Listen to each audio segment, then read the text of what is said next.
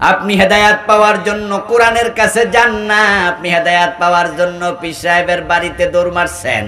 কোরআন বাদ দিয়া যারা পীরের কাছে যায় তারা হেদায়াত পায় না, বরং কোরআনবিহীন বন্ড পীরের হাতে পইরা ঈমানটাও হারায়। নিজে কোরআন পড়তে পারে না এমন ভণ্ড পীর বাংলাদেশে আছে না নাই? আরে নিজে নামাজ পড়ে না, সেজদা পায় নাই, সেজদা নাই, সেজদা। কোরআন হেদায়েতের কিতাব, যদি তুমি হেদায়েত চাও কোরআনের কাছে যাও, পীরের কাছে নাও। পীর হেদায়েত দিতে পারে না, কারণ পীরের হেদায়েতটা কার হাতে? আমরা হেদায়েত চাই কার কাছে? প্রতিদিন সূরা ফাতিহার মাঝে একটা মাত্র দোয়া, সূরা ফাতিহার ভিতরে দোয়া আছে মাত্র একটা। সূরা ফাতিহাকে বলা হয় উম্মুল কোরআন। কি বলা হয়? এটা জবাবটা দিয়েন ভাইয়েরা, কি বলা হয়? বাংলা অর্থ কি? কোরআনের মা। সূরা ফাতিহা হলো উম্মুল কোরআন, কোরআনের মা। কোন কোন মুফাসসির বলেছেন আল্লাহ তাআলা যদি 30 পারা কোরআন নাজিল না করে শুধু সূরা ফাতিহা নাজিল করত, বিশ্ব মানবতার হেদায়াতের জন্য একটা সূরাই যথেষ্ট হয়ে যেত। এত দামি সূরা সূরা ফাতিহা। ওই সূরা ফাতিহার মাঝে দোয়া আছে মাত্র একটা। সেই দোয়াটা হলো ইহদিনাস সিরাতাল মুস্তাকিম। ও আল্লাহ আমাদেরকে হেদায়াতের পথ দেখাও, ইহদিনা আমাদের হেদায়াত দাও। সূরা ফাতিহার মাঝে আমাদের রিজিক দাও, এই দোয়া নাই। সূরা ফাতিহার মাঝে আমাদের ক্ষমা করো, এই দোয়া নাই। সূরা ফাতিহার মাঝে আমাদের জান্নাত দাও, জাহান্নাম থেকে বাঁচাও, এই দোয়া নাই। কত দোয়া আমরা করি, আল্লাহ সুস্থতা দাও, আল্লাহ এই দাও, এই দাও, কিচ্ছু নাই। শুধু একটা দোয়া আছে, আল্লাহ হেদায়াত দাও। এতে বোঝা যায় দুনিয়াতে হেদায়াতের চেয়ে দামি কোনো দোয়া আর নাই। এবং এই দোয়া আমরা প্রতিদিন নামাজের মাঝে কতবার করি? যারা শুধু ফরজ পড়ে তারাই করে 17 বার। কারণ 5 ওয়াক্ত নামাজে যে ফরজ আছে কত রাকাত? কত রাকাত? 17। প্রতি রাকাতে সূরা ফাতিহা আছে কিনা? এজন্য কমে দোয়া করলো 17 বার, আর সুন্নত পড়লে আরো বেশি। ও দোস্ত, হেদায়াতের দোয়া আপনি করছেন, এবার বলুন তো সূরা ফাতিহাতে যে হেদায়াত আমরা চাই, কার কাছে চাই? আল্লাহর কাছে। দেখুন বাংলাদেশে যত পীর সাহেব আছে ওরা সূরা ফাতিহা পড়েনি কি? পীর সাহেবরা সূরা ফাতিহা ছাড়া নামাজ পড়ে? কথা বলিয়েন, যারা নামাজি পীর তাদের কথা বলেন, সূরা ফাতিহা পড়ে কিনা? এই পীর সাহেবরা হেদায়াত চায় কার কাছে? তাহলে এতে বোঝা যায় হেদায়াত কোন পীরের হাতে নাই, হেদায়াত কার হাতে? এর মানে আবার পীর বাদ, এটা বুঝছেন না। হুজুর মনে পীরের বিরুদ্ধে কইতাছে, ভুল বুঝিয়েন না, আমি ভণ্ডদের বিরোধী, হক্কানীদের পক্ষের লোক। কারণ বাংলাদেশে পীর আছে, পীর সব হক্কানি না ভণ্ড আছে? এবার বলুন তো হক্কানি পীর বেশি না ভণ্ড পীর বেশি? তাহলে কোনটা হক্কানি কোনটা ভণ্ড এটা চেনার জন্য পীরের কাছে যাওয়ার আগে কোরআনের কাছে যাওয়া দরকার। কারণ কোরআন পড়লে আপনি বুঝতে পারবেন আপনার পীর হক না বেহক। কোরআন বলেছে পর্দা করো, কোরআন বলেছে আল্লাহর সেজদা করো, আল্লাহর ইবাদত করো। পীরের বাড়ি গিয়ে দেখলেন পীর নিজে সেজদা নেয়, তখন আপনার কোরআন আপনাকে বলবে যে ইবাদতের মালিক একমাত্র আল্লাহ, সেজদা একটা বড় ইবাদত। যেই পীর সেজদা নেয় বুঝা গেল এটা হক্কানি পীর হতে পারে না। এর কাছে আমি মুরিদ হবো না। পীরের কাছে যাইয়া দেখলেন পীরের সামনে অনেকগুলো মহিলা যারা নিজেরা নেকাব নাই, বোরকা নাই, খোলামেলা আছে কাপড় পরে। পীর সাহেব ওই বোরকা ছাড়া নেকাব ছাড়া মহিলারও মুরিদ বানাচ্ছে, পর্দা করে না। এমন পীর বাংলাদেশে আছে না নাই? আপনার কোরআন তখন বলবে যে পীর পর্দা করে না এটা হক্কানি পীর না। এই জন্য হেদায়াতের জন্য যেতে হবে কোরআনের কাছে। ফালা ইয়াদিল্লু ওয়ালা ইয়াশকা, যারা কোরআন মানবে তারা পথহারা হবে না। ওয়ালা ইয়াশকা, এবং যারা কোরআন মানে তারা অপমান হবে না, হবে না। প্রমাণ হয়ে গেছে বাংলাদেশে কোরআনওয়ালাদেরকে তোমরা যারা জেল দিছো, ফাঁসি দিছো, মামলা দিয়া বাড়িছাড়া করছো, তারা কিন্তু দেশ থেকে পলানো লাগে নাই, তোমরা পলাইছো, অপমানিত তোমরাই হইছ।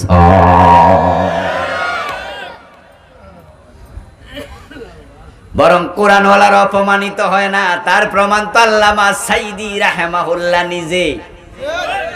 যেই সাইদিকে তোমরা দর্শনকারী, খুনি, হত্যাকারী বানায়া 13 বছর জেলে রাখছো, ওই বেড়া যখন মারা গেল তার লাশকে জড়াইয়া মানুষ কেমনে চুমু খেয়েছে, যদি জানাজার নামাজ ঢাকায় পড়তে দিতা, দেখতে পাইতা তার জানাজায় 1 কোটির বেশি মানুষ হাজির হয়ে গেছে।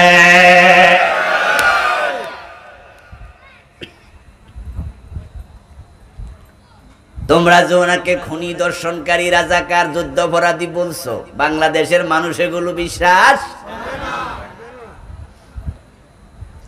বরং যদি আল্লামা সাইদি রাহিমাহুল্লাহ মারা না যাইয়া জীবিত থাকতো 5ই আগস্ট,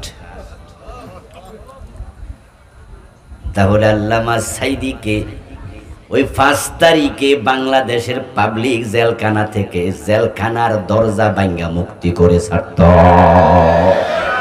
ওনাকে মুক্ত না করে দেশের ছাত্র জনতা ঘরে ফিরত। তাহলে যারা ওনার বিরুদ্ধে 15 বছর রাজাকার রাজাকার যুদ্ধাপরাধী বলছে, তারা ওনারে বেইজ্জতি করতে পারছে? ওনার সম্মান পাবলিকের কলিজা আরো বাড়াইয়া দিছে কে? এটাই নিয়ম, এটাই নিয়ম। কোরআন যে মানবে, কোরআনের কারণে আল্লাহ সম্মান বাড়াবে। ওয়ালা ইয়াশকা, কোরআন যার কাছে আছে সে অপমানিত হয় না। এটা দামি কিতাব, দামি কিতাবের সাথে লেগে যান, আপনারা লেগে যান, সম্মান আল্লাহ বাড়াইয়া দেবে। এই কোরআন যে রাতে নাজিল হলো, সেই রাতের দাম 1000 মাসের চেয়েও। লাইলাতুল কদরি খায়রুম মিন আলফি শাহর। ওই কোরআন নাজিল হওয়ার কারণে একটা রাতের সম্মান 1000 মাসের চেয়ে আল্লাহ বাড়াইয়া দিছে। এই কোরআন যে নবীর উপর নাজিল হলো, সেই নবী হলো সব নবীদের মাঝে সেরা নবী, ঠিক না? এই কোরআন যে মাসে নাজিল হলো, ওই রমজান মাস, বাকি 12 মাসের মাঝে যেই উম্মতের উপরে কোরআন নাজিল হলো, ওই উম্মত হলো সব উম্মতের মাঝে।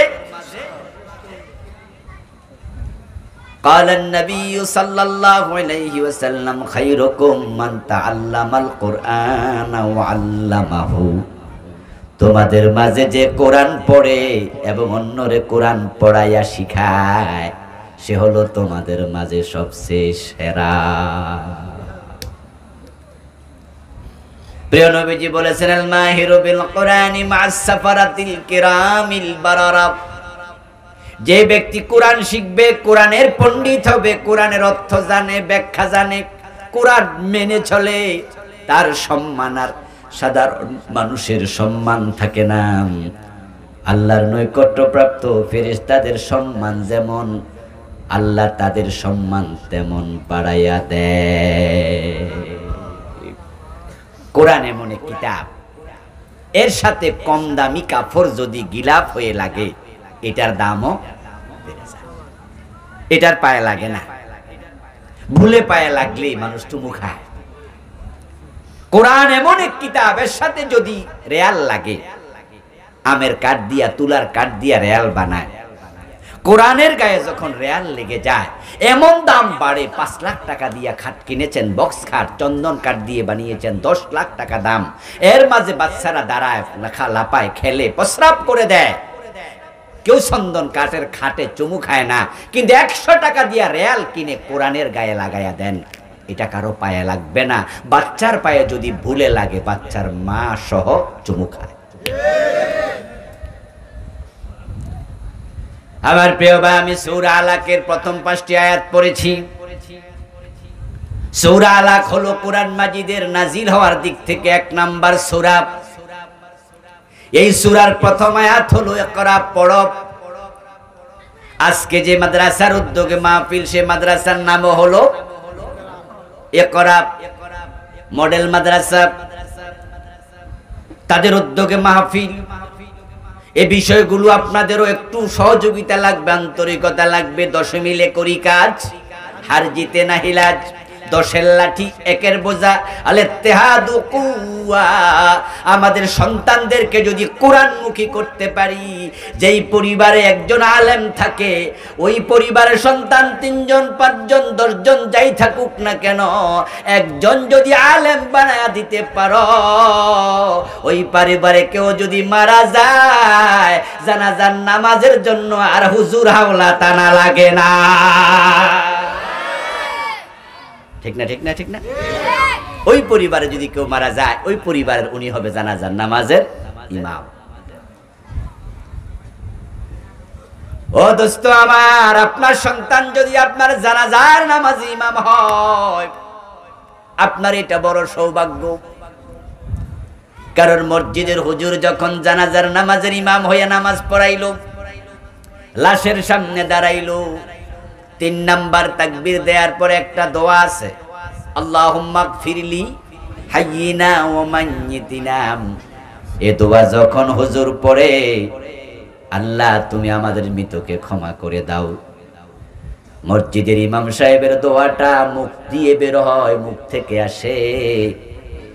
আর যদি ইমামটা হয় আপনার নিজের ছেলে, তার দোয়াটা কলিজার ভিতর থেকে আসে। ও প্রিয় ভাইরা, যেই ঘরে একজন আলেম থাকে, ওই ঘরে দোয়ার অভাব হয় না। রব্বির হামহুমা কামা রব্বায়ানি সগীরা, দোয়া সব সময় চলে। এবং যেই ঘরে একজন, যেই পরিবারে একজন সন্তান কমপক্ষে আলেম হয়, ওই পরিবারের বুড়া মুরব্বি বৃদ্ধ বয়সে আর ওল্ড হোমে, ওই বৃদ্ধ নিবাসে যাওয়া লাগে না। কোন আলেম মা বাবাকে বৃদ্ধ নিবাসে পাঠায় না। গ্রামের মানুষ এখনো হয়তো বৃদ্ধ নিবাস সম্পর্কে জানি না, না জানাই ভালো।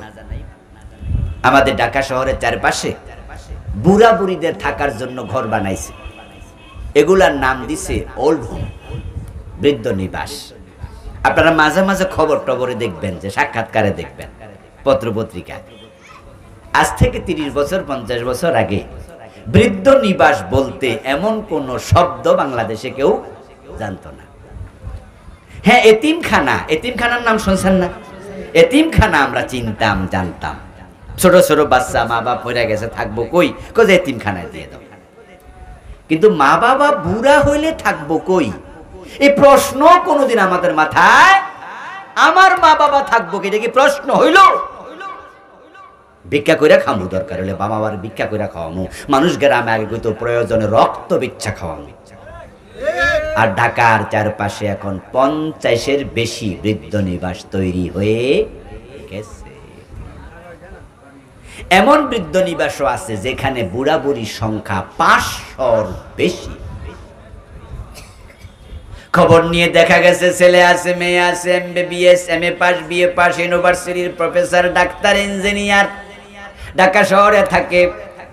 বউ এস্টাবলিশড, ছেলে এস্টাবলিশ, ছেলে অফিসার, বউ অফিসার, ছেলে ডাক্তার, বউ ডাক্তার। এখন কয় মা বাবা বুড়া মানুষ, ওনাদেরকে ঘরে রাইখা হাসপাতালে চলে যাব ডাক্তারি করতে, অফিসে চলে যাব চাকরি করতে, দেখাশোনা কে করবে? বুড়া মানুষ টয়লেট পরিষ্কার নষ্ট কইরা ফেলবে, মাঝে মাঝে পসরা পায়খানা কইরা খাট বিছনা চাদর নষ্ট করবে। এর সে বালা তারে বৃদ্ধ নিবাসে পাঠায়া দেও। ও দোস্ত, বাংলাদেশের খবর বলছি, অলরেডি 50-এর বেশি হয়ে গেছে ঢাকার আশেপাশে। কিন্তু আজ পর্যন্ত কোন আলেমের মা, আলেমের বাবা বৃদ্ধ নিবাসে আছে, এমন খবর আমরা আজ পর্যন্ত শুনি নাই। আপনাদের গাজীপুরে মাঠটা একটা এলাকা আছে, গাজীপুর শহরের সাথে। ওখানে এক মাহফিলে বছর 2 আগে যিনি প্রধান অতিথি তিনি আমার আগে একটু বক্তৃতা দিলেন। এই বক্তৃতায় তিনি তখন বললেন যে ভাইয়েরা, যুবকেরা, মা বাবারে বৃদ্ধ নিবাসে পাঠাইও না। আমি গতকালকে অমুক জায়গায় একটা বৃদ্ধ নিবাস পরিদর্শনে গেছিলাম। বলল যে সেখানে গিয়ে দেখি বুড়া বুড়ির সংখ্যা 500-র বেশি। তা আমি একা তো এত জনের লোক দেখা করতে পারবো না, সাক্ষাৎকারও নিতে পারবো না, সময় কুলাবে না। আমি অনেক জনের সাক্ষাৎকার নিছি, 10 জন 20 জন 15 জন এরকম। সবাই বলছে ছেলে মেয়ে আছে, এস্টাবলিশড, কিন্তু আমাদের খবর নেয় না। বৃদ্ধ নিবাসে পাঠাইয়া দিছে, মাসে মাসে টাকা পাঠায়, কিন্তু আমাদের কাছে দেখতে আসে না। তারা প্রতিষ্ঠিত, এখানে আমাদেরকে টাকা দিয়ে রাখছে। তবে আমি যাদের সাক্ষাৎকার নিয়েছি তাদের মাঝে ছেলে আলেম এই কথা একজনও বলে নাই। কারণ যারা কোরআন পড়ে, যারা কোরআনের কাছে থাকে, তাদের কলবের মাঝে ভয় আল্লাহর থাকে। আর যে কলবে আল্লাহর ভয় থাকে সেই কলবওয়ালা নিজের মা বাবাকে কখনো বৃদ্ধ নিবাসে পাঠাতে পারে না। এমেথিকান্দাতে একটি চমৎকার মাদ্রাসা হয়েছে, দারুল ইকরাম মডেল মাদ্রাসায় কোরআন পড়ানো হবে। কোরআন শিখতে আপনারা যাবেন, নিজের সন্তানদেরকে পাঠাবেন। আল্লাহর কোরআন শিক্ষা করা এটা মুসলমানের জন্য নফল না ফরজ? এটা হলো আল্লাহর যত বিধান আছে সব বিধানের মাঝে 1 নাম্বার বিধান ইকরা, পড়ো। অথচ বাংলাদেশের লোকেরা এই বিধানে সবচেয়ে বেশি গাফেল, সবচেয়ে বেশি। এই যে আজকের মাহফিলে আপনারা যারা আছেন অধিকাংশই কিন্তু 5 ওয়াক্ত নামাজি, অথচ ইসলামে নামাজ এসেছে রাসূলুল্লাহর নবুয়তের জীবনের 12 বছর অতিবাহিত হওয়ার মাথায়, মেরাজের রাতে। প্রথম 12 বছর নামাজই ছিল না। ইসলামের 5টি রকনের মাঝে গেল একটা নামাজ, তৃতীয় রকন যাকাত, প্রথম রকন ঈমান। যাকাত এসেছে হিজরতের 2য় বর্ষে, নবুয়তের 15 বছর যাওয়ার মাথায়। প্রথম 15 বছর যাকাত ছিল না। হজ এসেছে ইসলামের বিশ্ব নবীর নবুয়তের 23 বছরের মাঝে 21তম বর্ষে 8ম হিজরিতে। প্রথম 21 বছর হজ ছিল না। সমাজে হাজির অভাব নাই, নামাজি আলহামদুলিল্লাহ অনেক, এখনো মসজিদে জুমার দিন জাগা হয় না। কিন্তু সব নামাজি, সব হাজি কোরআনওয়ালা না। এমন অসংখ্য নামাজি আছে বয়স 80, সূরা ফাতিহাটা বিশুদ্ধ পারে না। 60-70 বছর বয়স, সূরা ফাতিহাটাই বিশুদ্ধ পারে না। আর কোরআন তো পড়তে জানেই না, বুড়া হয়ে গেছে, চোখ 2টা অন্ধ হওয়ার পাশাপাশি ঠ্যাং একটা কবরে গেছে, আল্লাহর কোরআন দেখে দেখে পড়তে পারে না। ইসলামে যেটা 1 নাম্বার বিধান সেটা আজকে উপেক্ষিত। শুধুমাত্র আমাদের কাছে উপেক্ষিত না, রাষ্ট্রে উপেক্ষিত। আমাদের বাংলাদেশের দিকে তাকান, এই 53 বছর যারা দেশ চালালো, একবারে 71 থেকে যত সরকার এই বছর পর্যন্ত এখন যেটা রানিং আছে এইটা পর্যন্ত ধরেন, সব সরকার স্কুলে বাংলা শিখানো বাধ্যতামূলক, বাংলা টিচার দিয়েছে। সব সরকারের আমলে ইংরেজি শিক্ষা বাধ্যতামূলক, ইংরেজি শিক্ষক দিয়েছে। সব সরকার বিজ্ঞান শিখাচ্ছে, ভূগোল শিখাচ্ছে, ইতিহাস শিখাচ্ছে। কম্পিউটার সায়েন্স ছিল না, আমরা ছাত্র জীবনে কম্পিউটার সায়েন্স পাইনি। এখন কম্পিউটার সায়েন্স বাধ্যতামূলক করেছে। আমাদের সময় শরীর চর্চা সাবজেক্টটা ছিল না, এখন শারীরিক শিক্ষা বাধ্যতামূলক করেছে।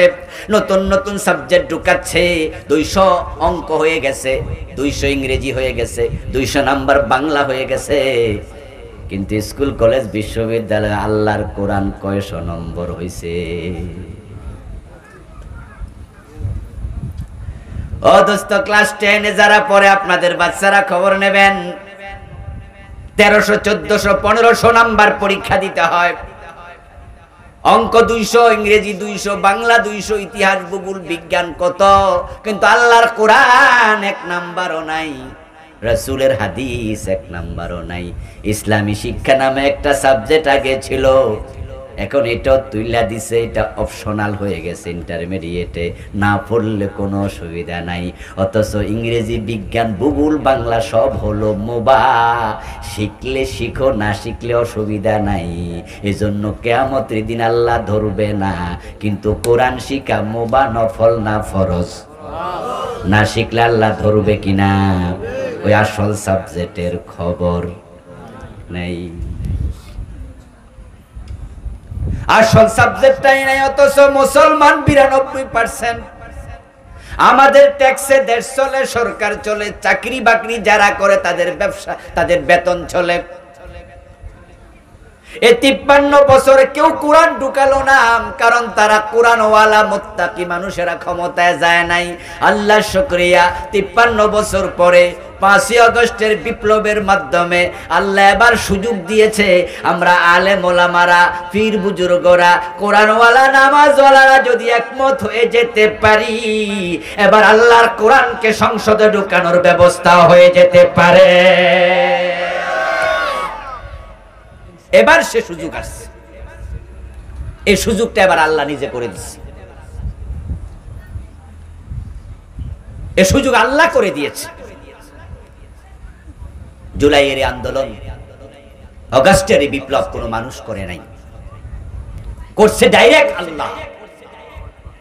এই ছোট ছোট বাচ্চাগুলো স্কুল কলেজে পড়ুয়া, ইউনিভার্সিটি পড়ুয়া আমাদের ভাইয়েরা, সন্তানেরা, ওরা ছিল ওসিলা। এগুলাকে আল্লাহ আবাবিল বানায়া পাঠাইছে।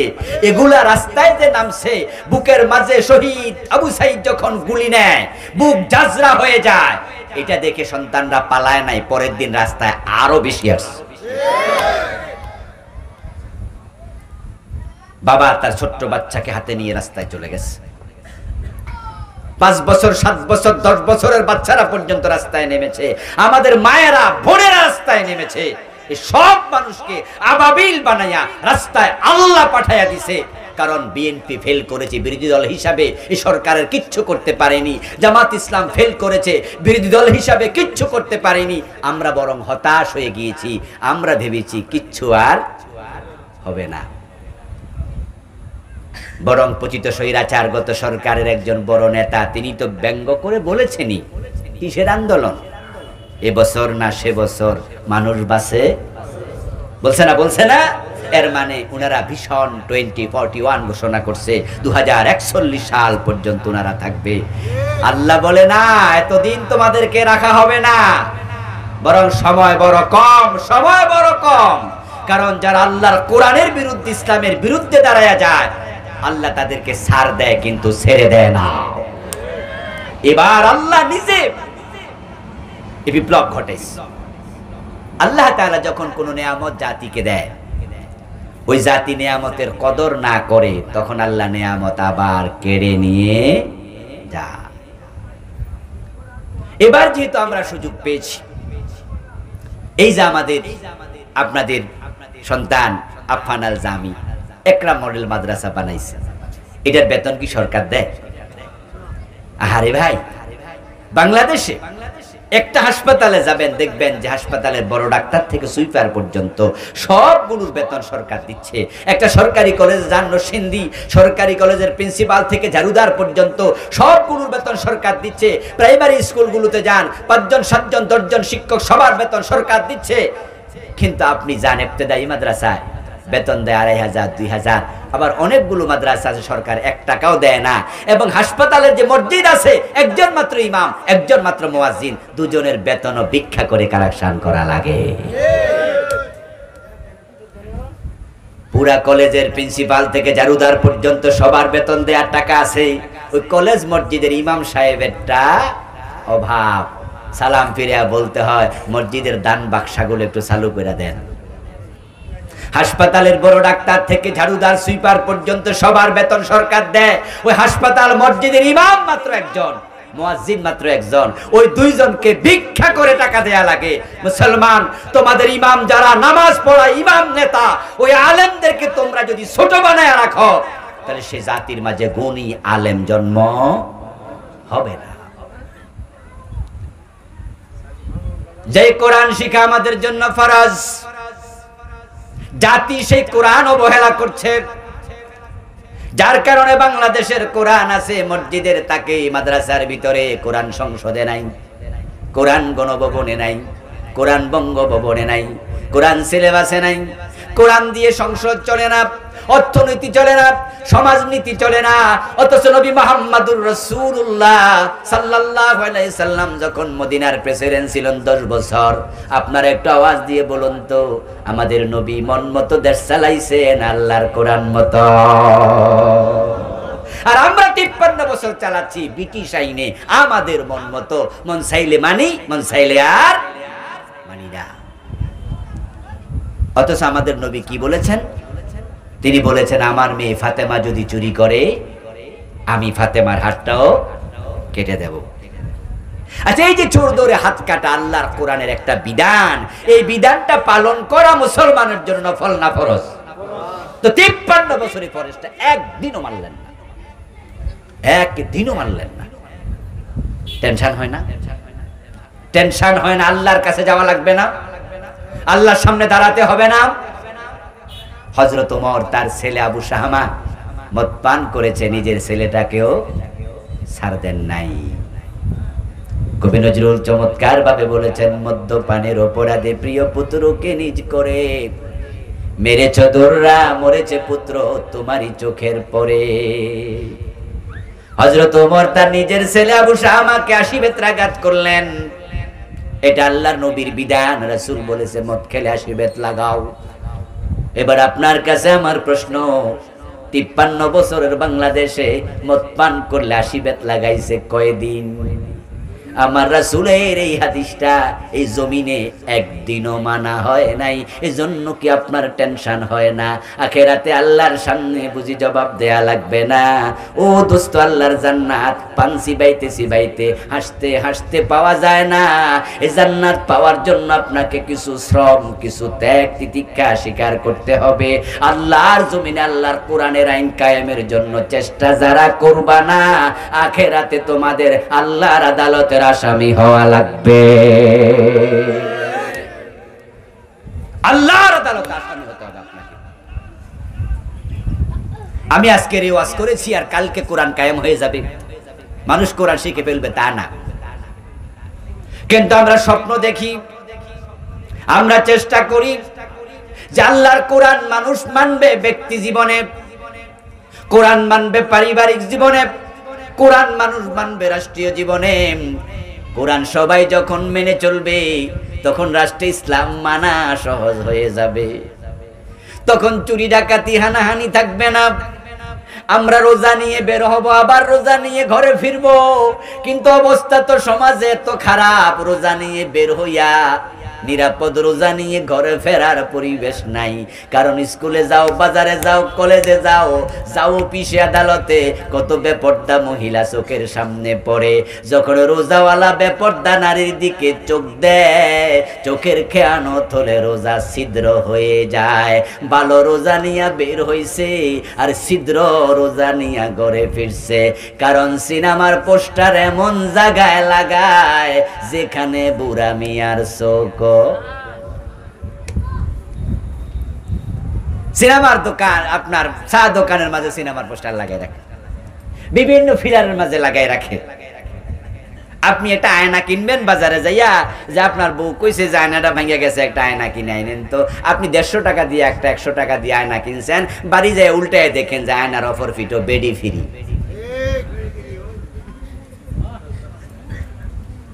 আসেনি ভাই? আছে। আচ্ছা, এখানে আমরা যারা আয়না কিনি, ওই যে একটা মহিলার ছবি দিছে, এজন্য কি 5 টাকা বেশি দিছি? কয় টাকা বেশি দিছেন? তাহলে বিনা কারণে শয়তানি করতেছে। বেপর্দা বেহায়াপনা কোথায় গিয়ে থেমেছে? আপনি তো বেপর্দা হতে চান, নিয়ে মহিলা কিনতে যান না, আপনার হাতে মাগনা তুলে দিছে। আপনি সিনেমা দেখতে হলে যান না, সিনেমার পোস্টার শোকের সামনে ঝুলাইয়া দিছে। আপনি পর্দা করেন, বউ করে, মা করে, আপনার মেয়ে করে, কিন্তু রাস্তায় বের হলে পরিবেশের কারণে আপনার 100% পর্দা করতে পারছেন না। এবারই বলুন তো, 100% ইসলাম মানার জন্য ইসলামী পরিবেশ দরকার আছে না নাই? এখন এই জমিনে ইসলামী পরিবেশের জন্য আপনি কি করলেন, আল্লাহ বুঝি হিসাব নেবেন না? যে কোরআন আল্লাহ জমিনে পাঠাইয়া এক নম্বরে বললো একরা পড়ো, সে কোরআন পড়ার ব্যাপারে আপনার খবর কি? আজকের মাহফিলে শ্রোতাদের মাঝে কোরআন পড়তে পারে না এমন 2-4 জন শ্রোতা আছে কিনা? আমি দোস্ত আপনাকে বলছি, যদি কোরআন না শিখে আপনি মরেন, আপনি রাসূলের সুপারিশ পাওয়া দূরের কথা, বরং রাসূলুল্লাহ নিজে আপনার বিরুদ্ধে আল্লাহর আদালতে মামলা দেবেন। রাসূল হবেন বাদী, আপনি হবেন আসামি। আমরা তো সবাই রাসূলের শাফাআতের জন্য বসে আছি, রাসূল সুপারিশ করবে এই ওয়াজ শুনলে আমরা মুস্কি হাসি দেই, মনে মনে ভাবি যাক উম্মত হিসেবে আমার সৌভাগ্য, আমি যদি আমল কমও করি রাসূল তো আছে। এজন্য দোতরা বাজায়া গানও গায়, আছেন আমার মুক্তার, আছেন আমার ব্যারিস্টার, শেষ বিচারের হাইকোর্টেতে তিনি আমায় করবেন পার। বাহ, কি গান বানাইছে গো। ও প্রিয় ভাই, রাসূলুল্লাহ সুপারিশ করবে হাদিসে আছে, কিন্তু সুপারিশ আপনার জন্য নয়। রাসূলুল্লাহর শাফাআতের কথা আছে হাদিসে, আর নবী মুহাম্মদ মামলা দেবে কথা আছে কোরআনে। দলিল হিসাবে শক্ত কোনটা? হাদিস না কোরআন? হাদিসে আছে রাসূল সুপারিশকারী, আর কোরআনে আছে রাসূল কিছু উম্মতের বিরুদ্ধে হবেন মামলাকারী। কাদের বিরুদ্ধে মামলা করবেন? আল্লাহ বলছেন ওয়াকালার রাসূলু ইয়া রাব্বি ইন্না কওমি ইত্তাখাযু হাযাল কুরআনা মাহজুরা। কিয়ামতের দিন আমার রাসূল বলবেন, ও আল্লাহ, আমার উম্মত অমুক অমুক অমুক আমার রেখে আসা কোরআন পরিত্যাগ করেছে, এ কোরআন পড়ে নাই, এ কোরআন মানে নাই, আমি নবী তার বিরুদ্ধে মামলা দিলাম, তুমি বিচার করো। আপনারা যারা কোরআন না শিখে বসে আছেন, রাসূলুল্লাহর মামলার আসামি আপনি হবেন। মনে মনে ভাবতেছেন এই হুজুরের ওয়াজ আইয়া তো বিপদে পড়লাম দেখতেছে, নামাজ কালাম পড়ে হাসতে হাসতে জান্নাতে চলে যাব। আমাদের পীর সাহেব হুজুর বলছে জিকির করো সুবহানাল্লাহ সুবহানাল্লাহ আলহামদুলিল্লাহ আল্লাহু আকবার, সকালে 100 বার বিকালে 100 বার। হাদিসে আছে যে ব্যক্তি জিহ্বাকে জিকির দ্বারা সিক্ত রাখবে সে হাসতে হাসতে জান্নাতে যাবে। এজন্য তো আমি 100 দানার তাসবিহ এখন 1000 দানায় লম্বা বানাইছি, শুধু জিকির করতেছি। আর এই হুজুর কয় কোরআন না পড়লে মামলা খাওয়া লাগবে। কয় কি রে ও দোস্ত, শুনুন, সকাল বিকাল জিকির করা নফল, আর কোরআন পড়া কি নফল না ফরজ? গুরুত্ব কোনটার বেশি? আপনি ফরজ ছাইরা নফল ধরলেন, কি করলেন কামটা? এর মানে আপনার লুঙ্গি নাই, পাগড়ি আছে, মাথার মাঝে কি আছে, কিন্তু তলায় কি নাই। আচ্ছা, লুঙ্গি ছাড়া পাগড়ি 40 হাত লম্বা করলে নামাজ হইব, কারণ পাগড়ি হলো সুন্নাত আর লুঙ্গি হলো ফরজ। বুঝতে হবে আপনাকে, ইসলাম কনসেপ্ট বুঝতে হবে। কোরআন আপনাকে পড়তেই হবে। আর যে সমস্ত বাবারা সন্তানকে কোরআন শিখান নাই, সন্তানের মামলার আসামি হওয়ার জন্য রেডি থাকেন। হাসরের দিন সন্তান বলবে, আল্লাহ আমাকে কোরআন মুখী করা আমার মা বাবার দায়িত্ব ছিল, তারা কোরআন মুখী করে নাই। এই জন্য সন্তানকে কোরআন শিখান। যারা কোরআন পড়তে পারেন তারা খুশি হয়ে বাড়ি যায়েন না যে আমি তো বাচ্চা গেলাম। কোরআন কি পড়া পর্যন্ত শেষ না বুঝা লাগবে? ইয়েস, আপনাকে কোরআন বুঝতে হবে। পড়া যেমন ফরজ, বুঝাটাও ফরজ। আফালা ইয়াদাব্বারুনাল কুরআন আম আলা কুলুবিন আকফালুহা। আল্লাহ বলে তারা কোরআন কি বোঝে না, পড়ে না, গবেষণা করে না? তাদের কলবে কি কেউ তালা লাগাই দিছে? কোরআন তো কোনো মন্ত্র নয়। যেমন কিছু মন্ত্র আছে দেখবেন যে বিভিন্ন ইয়ারা ঠাকুররা পড়ে, অং অং চং চং বং বং বং করে না? তো এগুলো অং বং চং চং করলো, যে ঠাকুর পড়লো হে বুঝলো কিনা আমরা জানি না, কিন্তু আমরা যারা শ্রোতা আমরা বং সং ছাড়া কিছু বুঝলাম না।